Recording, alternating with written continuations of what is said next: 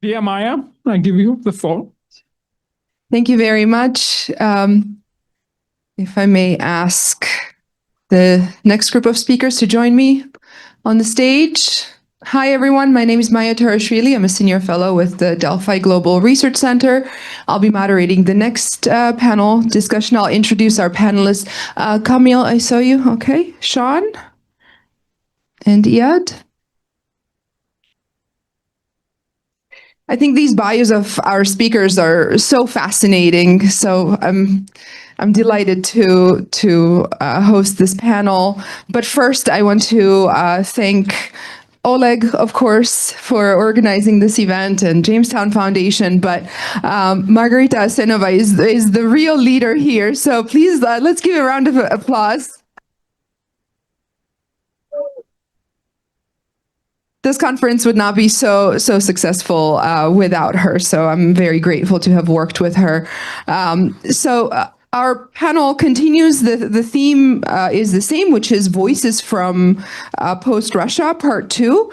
And our distinguished panelists are here. Marina Khankhaleva is an indigenous Buryat woman. She's a founder and leader of the Tsugar Buryat Mongolia movement and a founding member of the Buryat Independence Committee. And she's a member of the board of the North Eurasia Solidarity Alliance Council.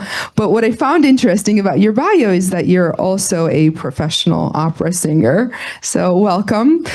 We have Kamil Sukayev, who is an economist by training. And since 2017, he has been living in the United States.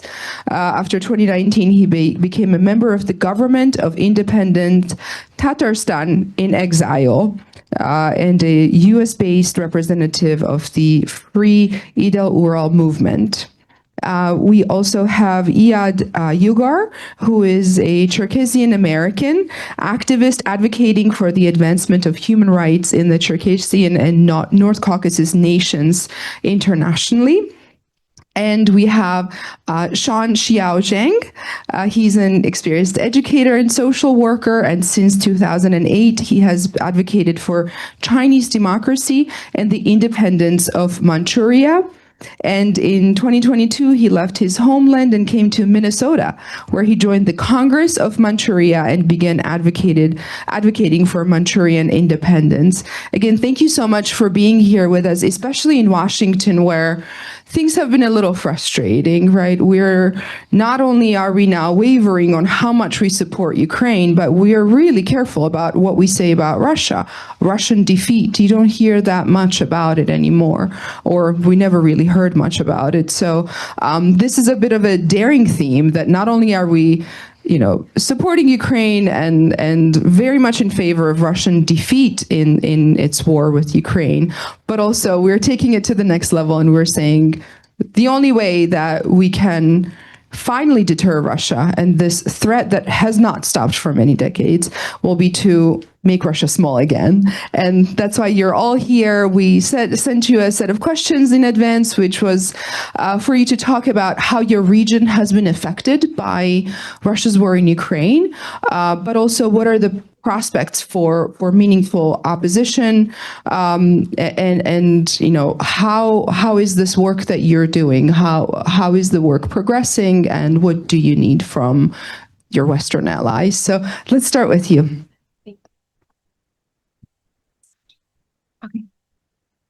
Thank you very much for this opportunity. My name is Marina Khankhaleva, and I'm from Buryatia.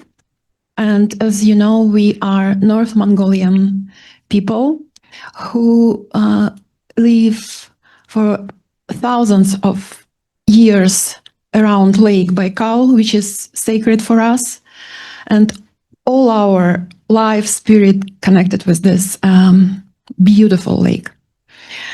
And when this war started, and we were shocked, of course, the main question for me was how it happened, how it possible.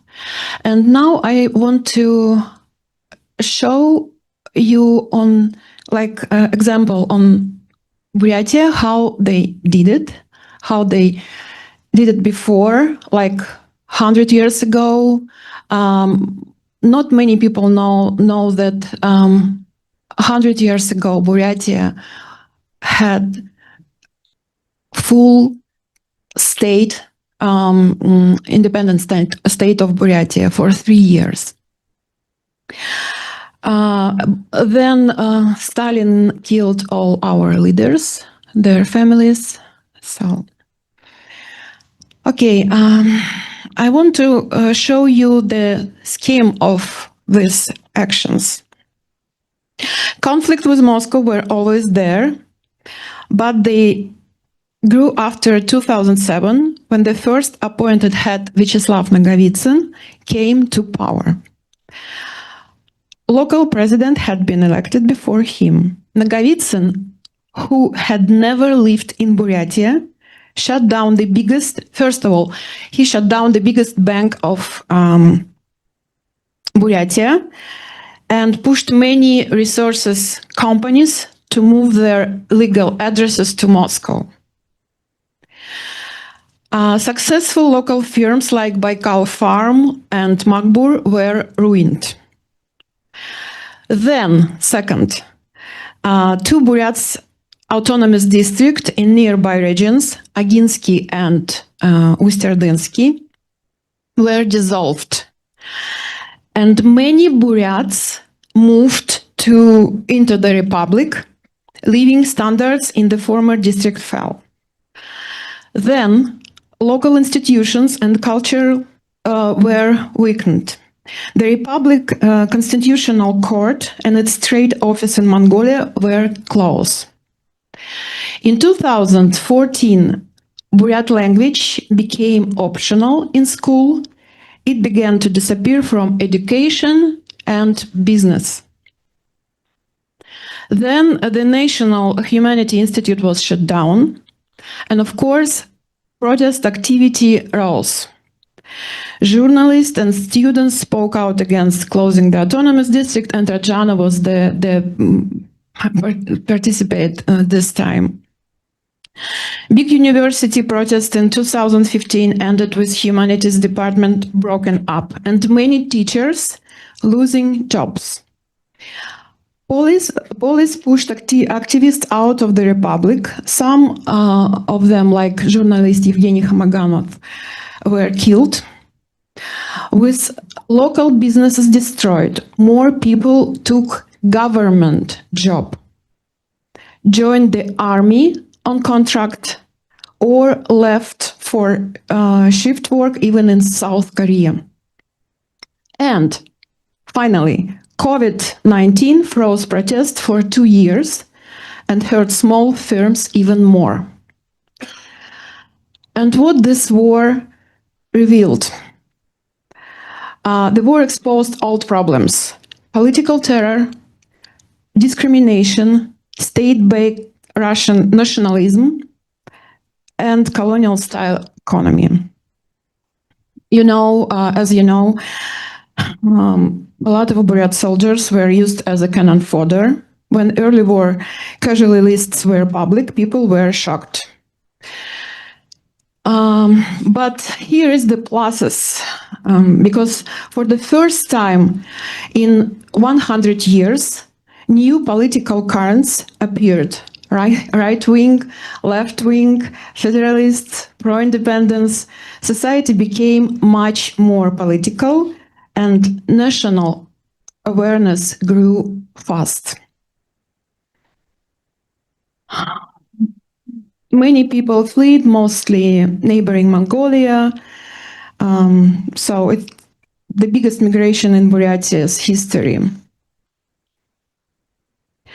And now I can say that also very important thing, the final thing, which is going right now. In our capital, Ulan-Ude town, now is Russian nationalist groups, calls Russian community. Its youth Nazi gangs have formed, and everyday ethnic clashes are growing.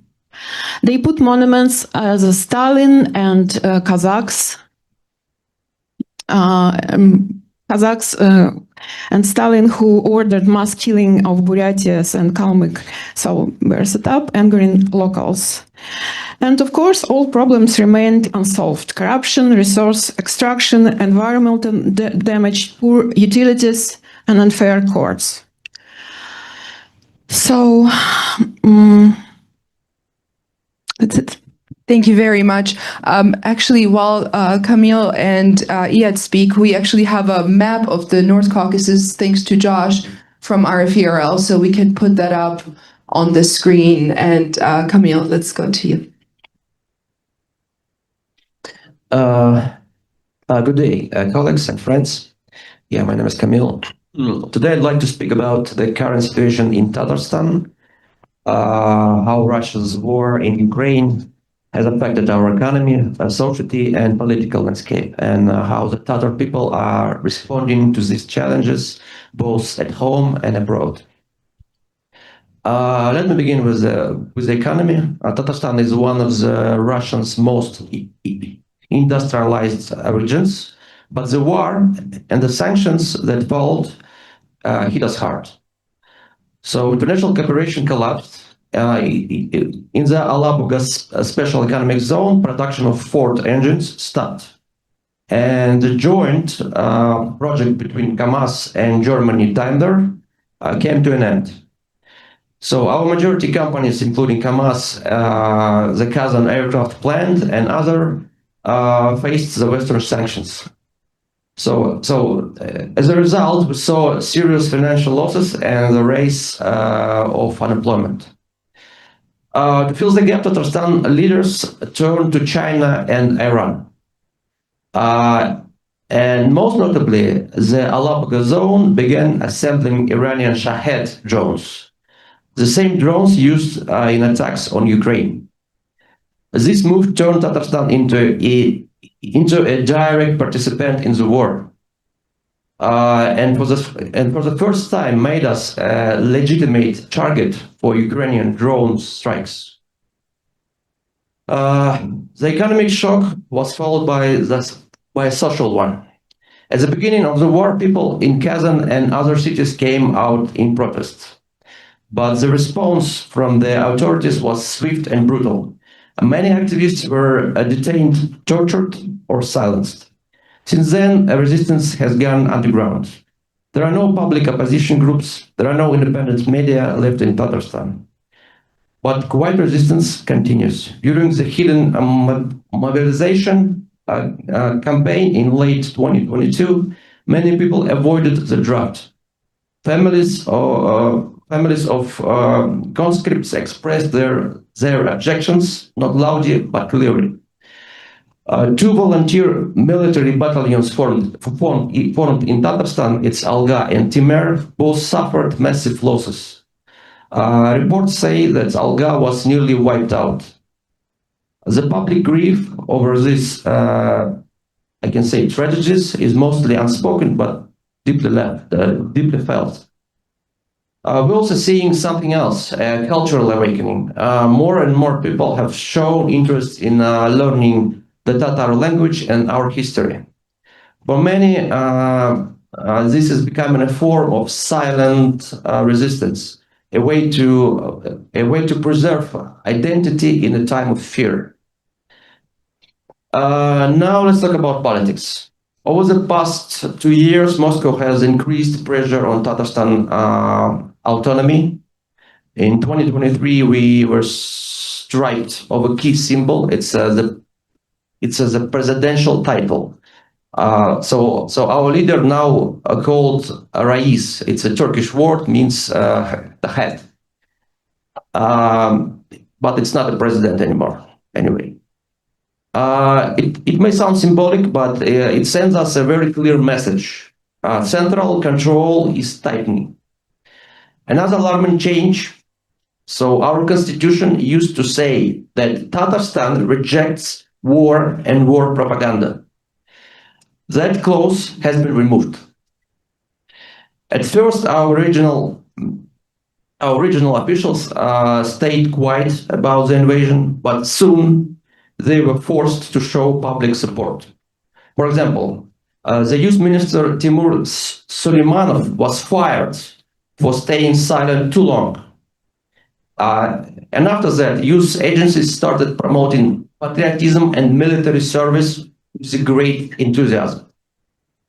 Censorship became harsher. Conversations about protecting the Tatar language, about Russification, and about national identity, these were banned from the public space. On our main TV channel, there were no programs on Tatar culture and or language for months after the war began. But ironically, while the Tatar language had long been sidelined, by the end of 2022, the authorities started using it for military recruitment. Posters calling for volunteers appeared in Tatar for the first time. So in the peacetime, our language was ignored, but in the wartime, it became a tool for sending our youth to the front. At the same time, civic organizations were dismantled.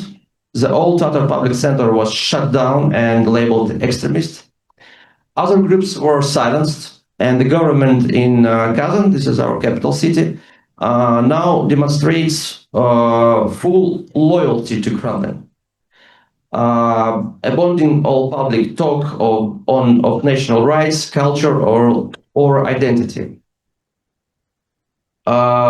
Despite the repression inside Tatarstan, our movement is not dead. Outside Russia, the Tatar national movement is alive and active. The Tatarstan government in exile, founded in 2008 and now led by Rafis Kashapov, has become a key voice on the international stage. We continue to speak at forums and advocate for Tatarstan's rights to self-determination. The Tatar diaspora plays a major role here. Abroad, activists are lobbying government, addressing international organizations, and raising awareness about human rights violations in our republic. Cultural diplomacy is also essential. So our diaspora organizes festivals, exhibitions, and events to celebrate Tatar heritage. These efforts help show the world that Tatarstan has a unique identity separate from Russia's state. And finally, we are telling our story through media campaigns and public outreach. The diaspora is working to inform global audience about what's happening inside Tatarstan and the border repression of non-Russian people. So where does this leave us? Tatarstan is facing serious challenges. Yes, that's true. But we are not passive. Our resistance may be quiet, but it's real. It lives in our language, it lives in our history and our people, both inside the Republic and abroad. And if the Central Russia regime weakens, the voices that are now silent may rise again, with demands for freedom, for justice, and for self-determination. Thank you. Thank you. Kamil, thank you so much. Let me correct myself. I actually cannot see the map. I don't know that Tatarstan is marked on it, but we have, I think it's just the Northern Caucasus, right? It's not Okay, sorry about that. But Iyad had requested a map, so we definitely have Cherkessia marked on there. So please go ahead. Thank you. Am I on? No. Thank you, Maya. I wanted to first thank my dear friend and brother Oleg for his tireless effort.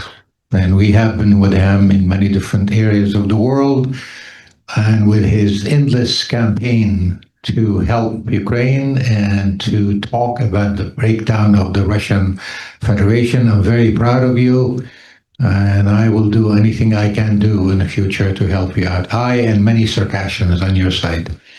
I wanted also to thank Margarita for this style of conference. It's really great the way it's done. It's more informative and it conveys the idea easily and in a more practical way. And just please remember that it was the Jamestown Foundation who introduced the Circassians, who opened the doors for us back in 2007. And having a conference in Washington, D.C. in July in 2007. It was called Circassians Past, Present, and Future, during which Paul Goebel grabbed me on the side and told me magic words at the time. He said, there will be Circassia. In this 5 minutes, I would like to just give you briefly, for the ones who don't know, who are the Circassian and what is Circassia and what is the North Caucasus. And then I will tell you about the effect of the Ukraine war on Circassians in a negative and a positive way, and the recognition of the Ukrainian Khorovna Rada, of the Circassian genocide, and the impact internationally on Circassian in particular in different areas of the world, and also which led to the same effect, just like the recognition of the Georgian recognition of the Circassian genocide in the past. So Circassians, about 7 or 8 million people today scattered all over the world. Only 10% of us remain in motherland. The rest live in Turkey, Syria, Jordan, Israel, Europe, and different places of the world. We were the first genocide in modern times to occur, and it was not defined at the time by the genocide until it was defined later on in the United Nations by Human Rights Commission.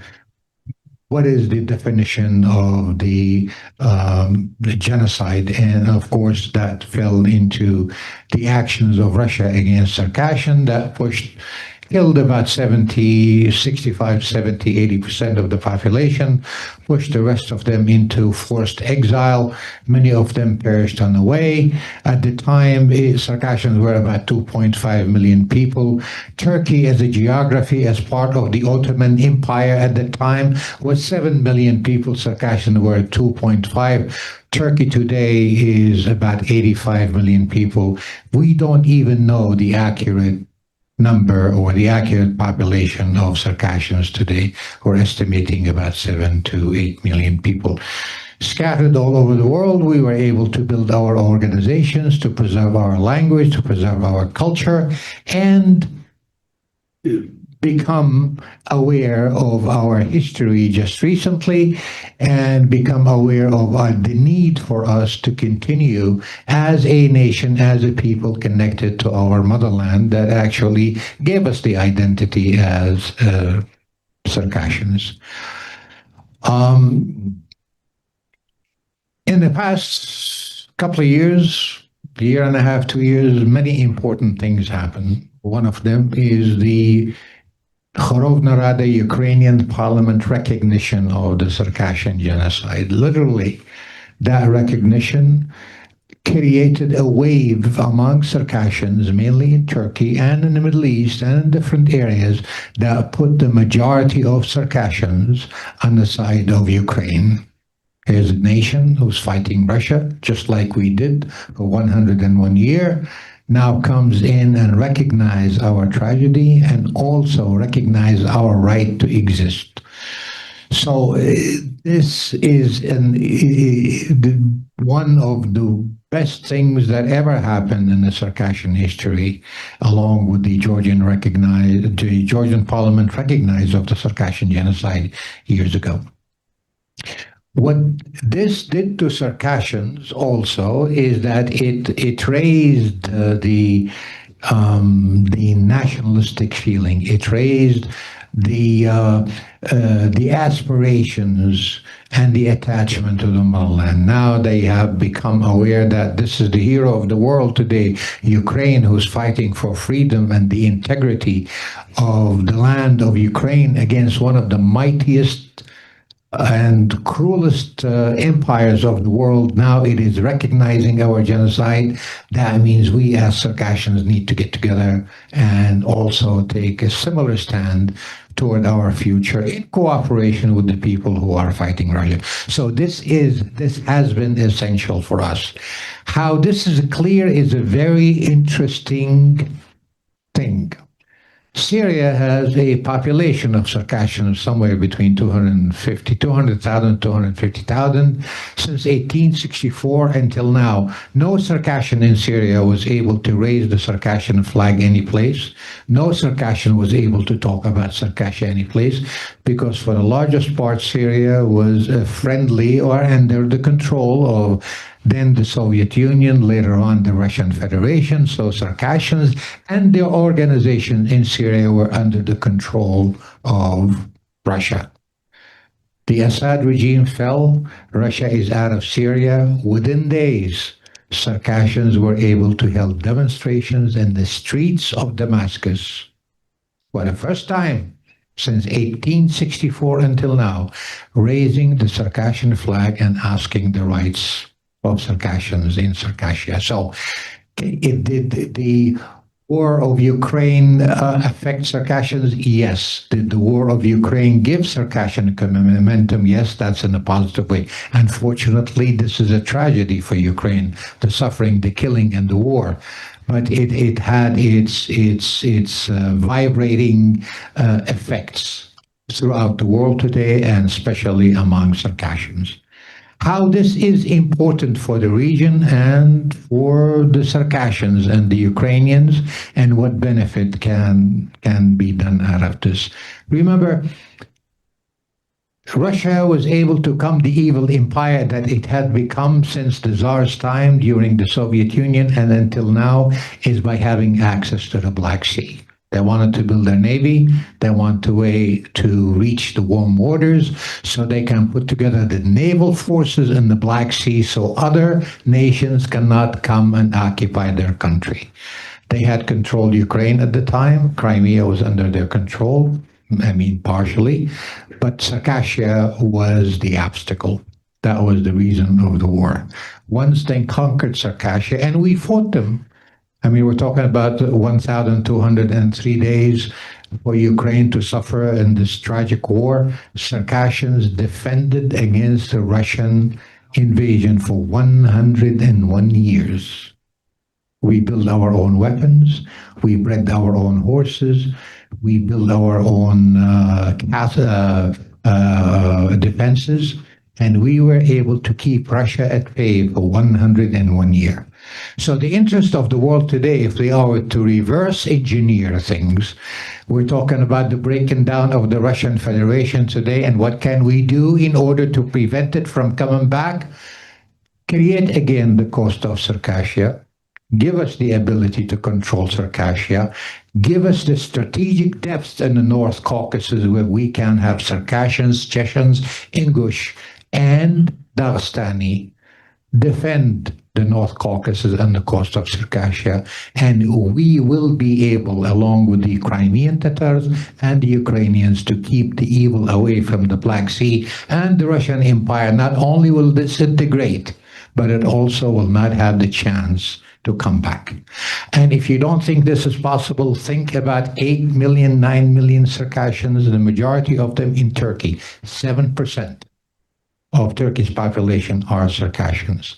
These guys are waiting, among other nations in Turkey, from the North Caucasus, Chechen, Dagestanis, Circassians, and Ingush, in order to be able to reestablish a foothold in the North Caucasus that can prevent Russia from accessing the Black Sea and can guarantee in the future, without exception, that the evil empire will not come back again and force us to be active and hold conferences and meeting and talk about the evil Russia. We know what Russia is. No one suffered from Russia as much as we did.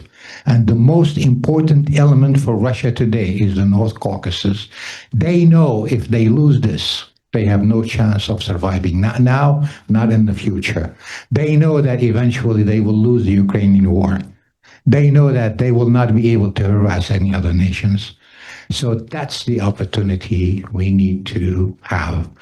What has happened in the past year and a half with the help with my dear brother Ahmed Zakayev, the prime minister, the only leader in the Chechen nation today, who is in exile, who presented himself as a leader of a Chechen group and then North Caucasus nations leader, who put together the idea of creating the so-called the North Caucasus Nations Committee. We held conferences. We established the idea, believe it or not, in Kyiv. And we established the organization in Warsaw. And we were able to put a committee, and I have the honor of chairing that committee right now to unify the North Caucasus nations in order to confront Russia, not militarily, not politically, not socially only, but also among ourselves to be able to put together the mechanism needed in order to make the North Caucasus Russian-free land. There will be no Russian in there. Now, is this possible? Yes, it is possible. I tell you that during the First Chechen War, the population of Russians in Chechnya were about 35 to 40% of the population. The Russian war started. Kadyrov right now is a proxy of Moscow. He is in Chechnya.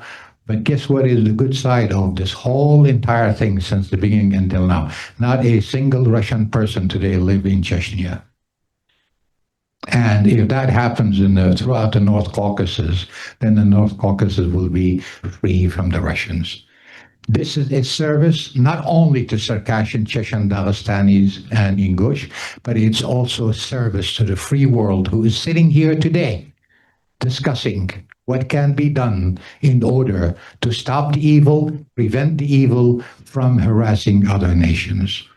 The focal point here is the North Caucasus, Circassia, Chechnya, and Dagestan. Give them the chance, help them out. The reward will be immense for the civilized and the free world. Thank you.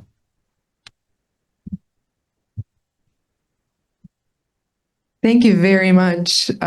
Sean, over to you. Hello. It's my turn. I'm so honored to represent Manchuria to attend this conference. And I'm Sean Xiaozhang. I come from Manchuria, Qiqihar. And we, with the independence movement of Manchuria, a very young generation movement. I am the oldest one. I'm just 40, as old as the Vice President J.D. Vance, and different from him. I don't have a suit. It's a good point. Have you got a card? Yes, and the Manchuria history is very interesting between the Chinese and Russia because we deal with them thousands of years. Not thousands of years with Russia, only 100 years. And the independence movement of Manchuria is just between the young generation, especially like me, the international student. And we have lots of core members was detained by the Chinese government recently. I have a close friend, Harry.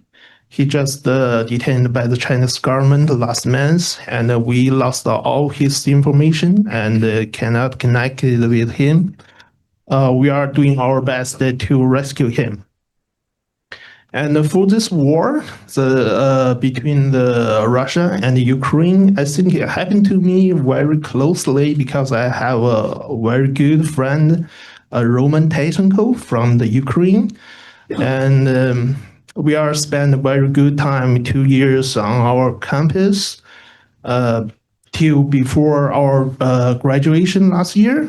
His cousin was fatally wounded in the front line of the war, and he will spend all his rest of his life on the bed. So I think the war is happened very close to me.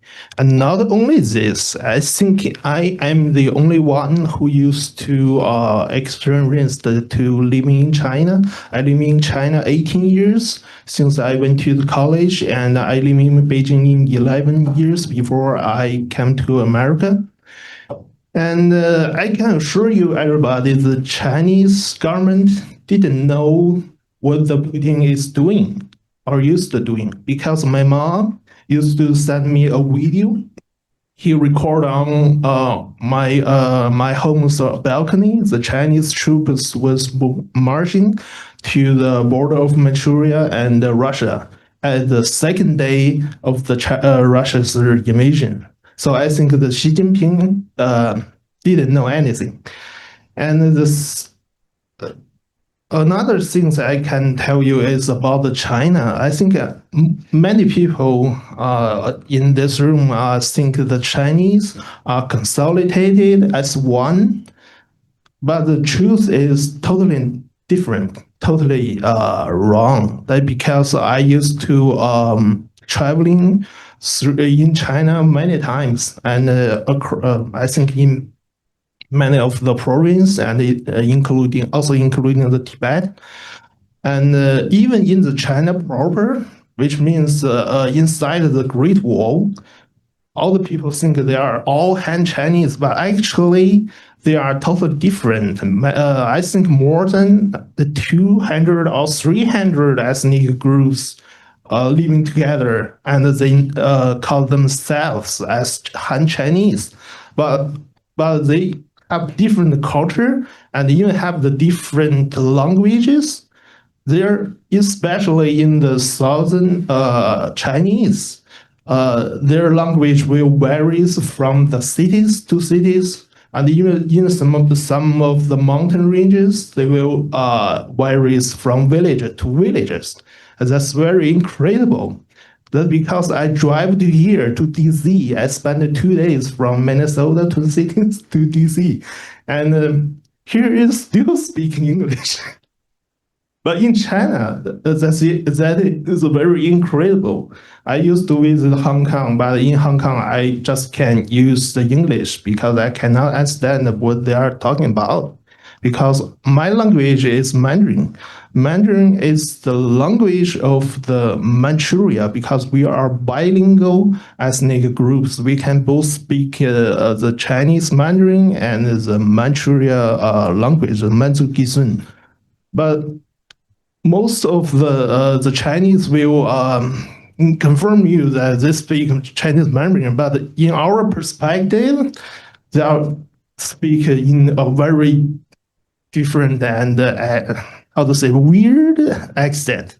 So I think many people, especially the Buryat people, are worried about the Chinese power will increase if the Russians will collapse. But I think this would not happen because even the many people living in China, we are going to independence, especially I think the Tibetans and some people living in East Turkestan, Uyghurs and the Kazakhs, and even the South Mongolians. And for Manchuria, I think because we are not very experienced controlled by the Chinese government because we lost our country since the 1945. I think the last 2 weeks of the World War II and the Russians invaded us again. Why I say that again? Because in the year of 1900 and in the year of 1905, the Russians invaded us many times.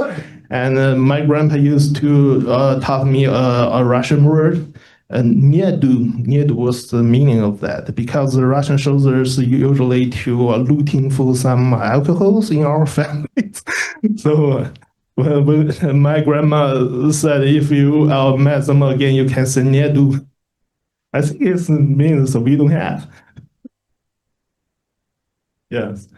And for this conference, I think we can exchange many ideas and opinions towards this war and towards I think the future of the Euro-Asia continent. And very glad to be here. Thank you, that's all. Thank you so much, Sean. I'm very mindful of the time and I'm committed to not going over time so we can have our lunch at 1 p.m. So I just want to ask one question to our panelists and then I invite all of you to engage with them over lunch and ask any follow-up questions. But I can't help but acknowledge this exhibit that we have here. And thank you to our colleagues from the anti-imperial bloc of nations. But this exhibit is an illustration, just a small illustration of how brutal the regime is in Russia, in Moscow. And certainly same goes for China as well, right? So it's lovely that you're all here, but it's also not very easy. I cannot imagine the challenges you have to face in order to keep organizing your communities and keep the independence movements going. Can you talk a little bit about, from a personal perspective, what is the human cost of doing business, human cost of staying organized and pursuing this cause that we know very well Moscow is not happy about, and it's a brutal regime that has you on their radar. What's it like to be doing this work, and what are some of the biggest challenges you face? Obviously, you'll live in the United States. That's a part of it, right? That you are not able to go back to your homeland. But talk to us a little bit about what it's like to lead your communities. Marina, let's start with you. Let me think. Camille, should we go to you first?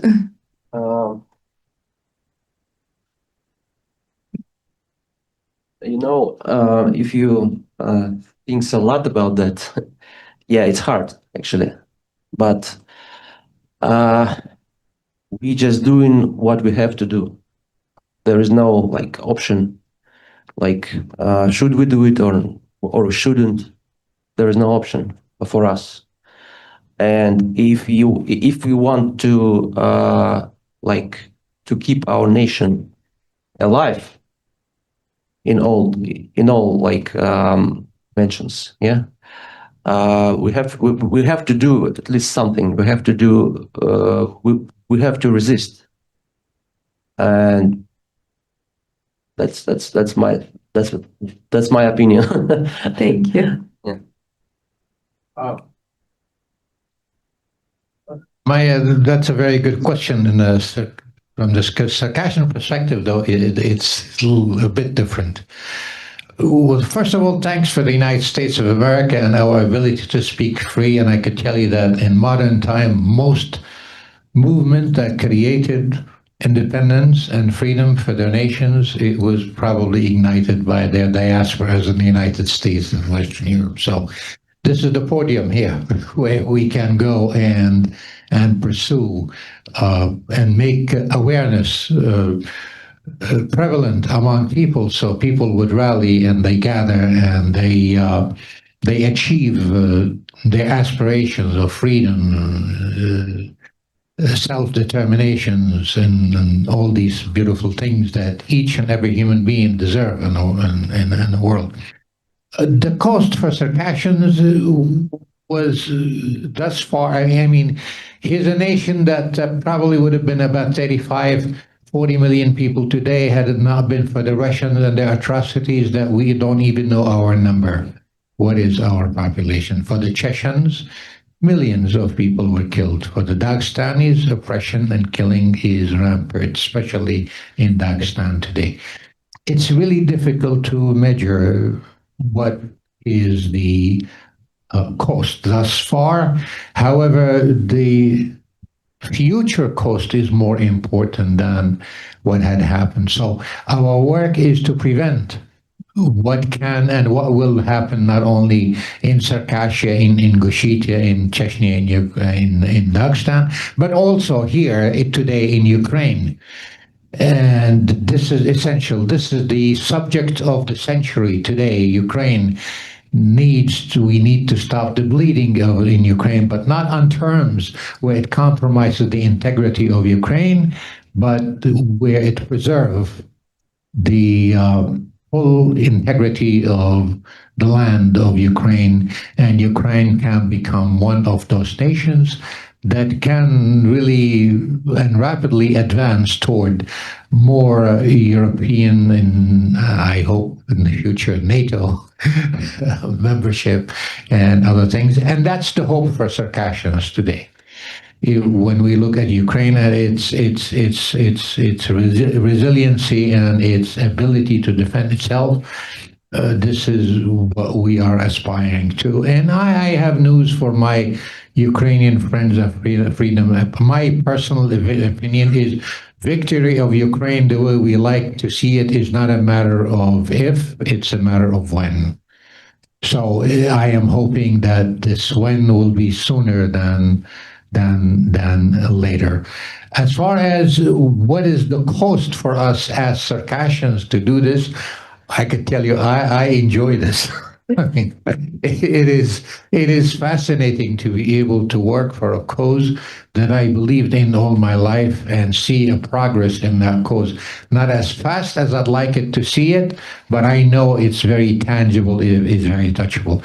The most enjoyable moment is recently is of course, the fall of the Assad regime that opened the door for the North Caucasus people in Syria and elsewhere, but specifically in Syria, not only to be united together, but also to stand against Russia in a land that historically is a Russian-controlled land.